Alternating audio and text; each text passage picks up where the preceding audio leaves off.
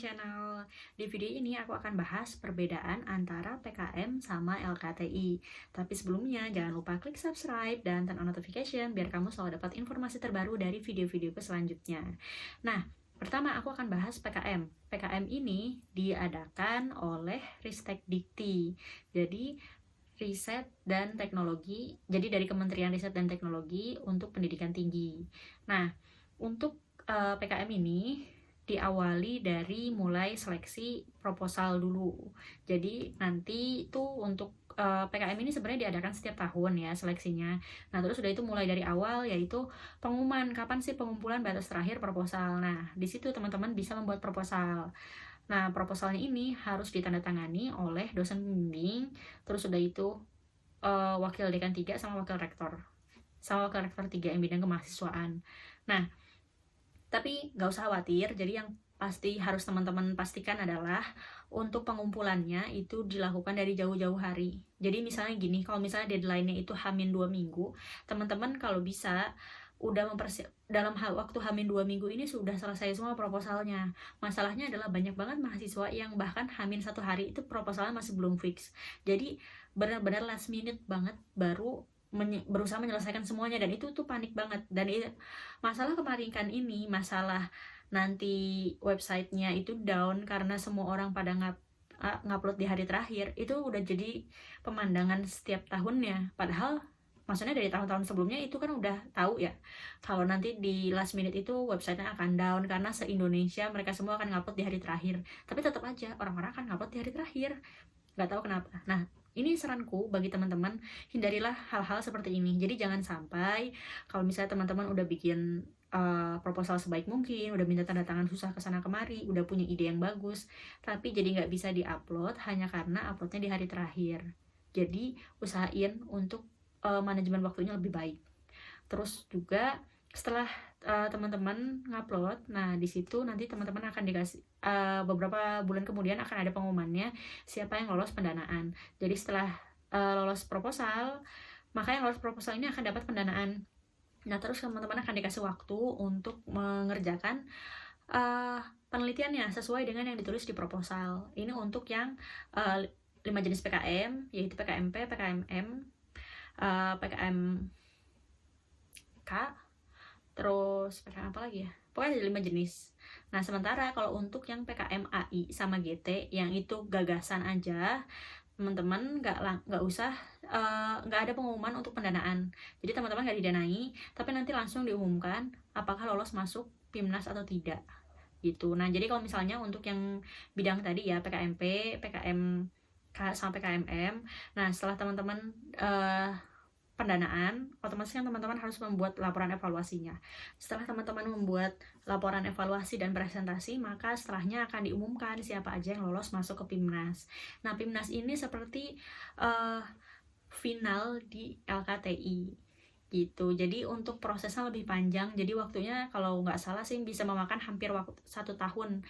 Jadi mulai dari pengumuman PKM itu, pengumpulan proposal ya, itu dari mulai semester ganjil sekitar bulan-bulan September Oktober gitu, terus nanti pelaksanaan penelitiannya sampai nanti puncaknya PIMNAS itu di bulan Agustus tahun depannya lagi. Jadi hampir 1 tahun. Jadi kalau untuk PKM ini emang lumayan time consuming dibanding LKTI. Dan yang teman-teman perlu pastikan adalah ketika mencari teman sekelompok adalah harus teman-teman yang dia mau berjuang sampai akhir gitu. Jadi jangan cuma wah di awal aja, atau ya cuma panas di awal aja, mau nggak ikut PKM, oke ikut PKM, tapi nanti pas ternyata udah pendanaan, pas melaksanakan penelitian dia nggak mau melakukan penelitian kayak gitu. Nanti kalau kayak gini, ini akan memberatkan salah satu orang, karena pasti di tim itu ada yang rajin, ada yang males. Nah, jadi untuk meminimalisir itu, pastikan di awal ketika memilih teman satu kelompok itu satu visi, tujuannya nanti mau apa. Jadi jangan sampai ada yang satu beneran pengen melakukan penelitian, pengen PKM-nya jalan, tapi di satu sisi yang lain cuma pengen dapat prestisnya aja gitu, di satu sisi yang lain pengen dapat uangnya aja. Soalnya ada yang emang dia PKM-an tujuannya cuma buat dapat uang aja, jadi nanti dapat pendanaan, setelah dapat pendanaan ya udah nggak dijalanin gitu loh penelitiannya. Itu tuh banyak banget banyak banget. Beneran banyak gitu. Jadi atau kalau nggak pas yang dapat dana dia bingung, oh kemarin tuh padahal cuma nyoba-nyoba aja bikin proposalnya dapat dana gitu.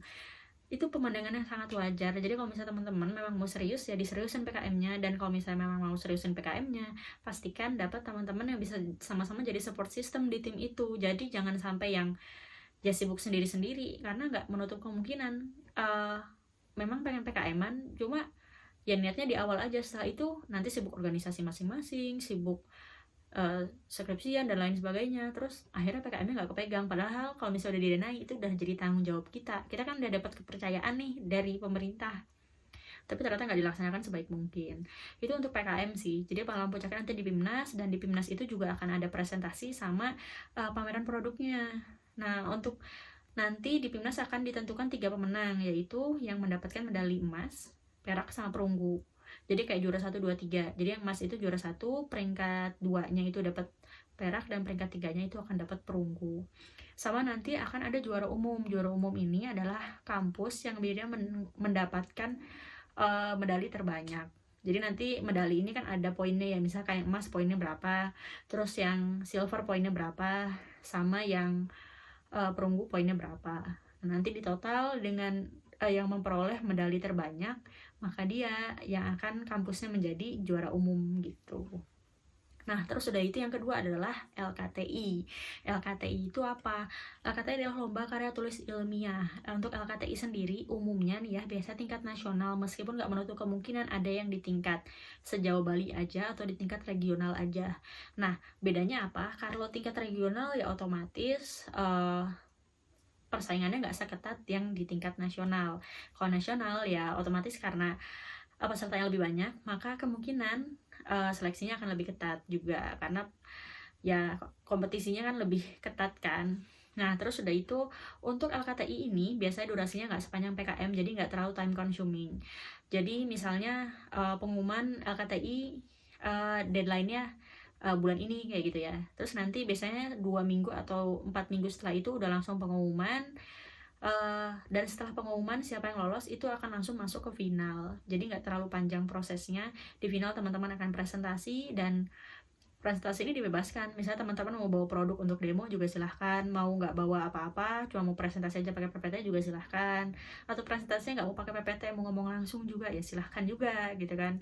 Cuma biasanya ada poin-poin yang akan dinilai, misalnya kayak PPT poinnya berapa persen, penyampaian berapa persen gitu. Jadi pastikan kalau misalnya teman-teman masuk sampai final, lihat poin-poinnya dan berusaha maksimalkan di semua poinnya. Jadi kalau misalnya PPT itu masuk jadi poin penilaian, ya pastikan teman-teman buat PPT aja, jangan sampai nggak buat PPT terus yang poin itu bisa dinilai, nilainya malah jadi 0 gitu.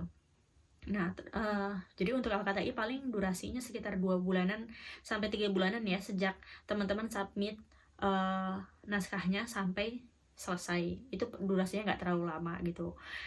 Nah, jadi mana keunggulannya, lebih unggul yang mana ya, menurutku ini kembali kepada masing-masing sih. Cuma biasanya di beberapa kampus untuk PKM memang lebih prestis banget sih, dan rewardnya akan jauh lebih besar dibandingkan yang lolos LKTI. Kalau misalnya di UB itu emang benar-benar ngejar banget sama yang namanya PKM. Jadi kalau misalnya teman-teman lolos PKM, terutama misalnya sampai dapat emas di PIMNAS, fasilitas ataupun hadiahnya dan rewardnya itu banyak banget.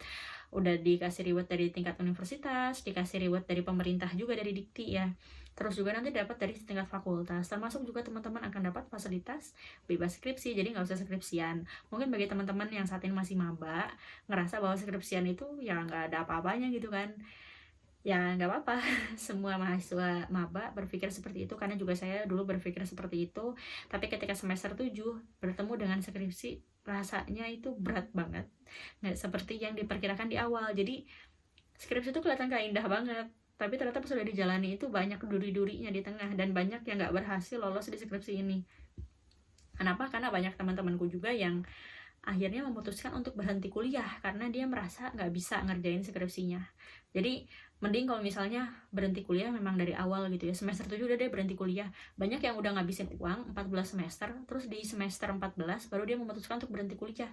Jadi udah jadi donatur dulu ke kampus nih, terus udah itu nggak lulus juga, jadi nggak dapet gelar juga pada akhirnya gitu. Nah, ini balik lagi kepada teman-teman mau ikut LKTI ataupun PKM. Kalau aku dulu waktu kuliah udah pernah nyoba dua-duanya gitu. Jadi ya tahu PKM kayak gimana, LKTI seperti apa juga. Mana yang lebih baik? Ya dua-duanya enak sih, cuma aku nggak pernah sampai ke PIMNAS, jadi aku nggak bisa membandingkan antara finalnya di LKTI sama finalnya di PKM. Jadi kalau aku lebih prefer sih, aku lebih prefer LKTI karena durasinya lebih pendek kan. Jadi dalam 1 tahun tuh bisa ikut LKTI beberapa kali, tapi kalau misalnya PKM ya cuma bisa 1 kali gitu dalam 1 tahun yang sama ya. Segitu aja, terima kasih sudah menonton video ini sampai akhir. Sampai jumpa di video selanjutnya.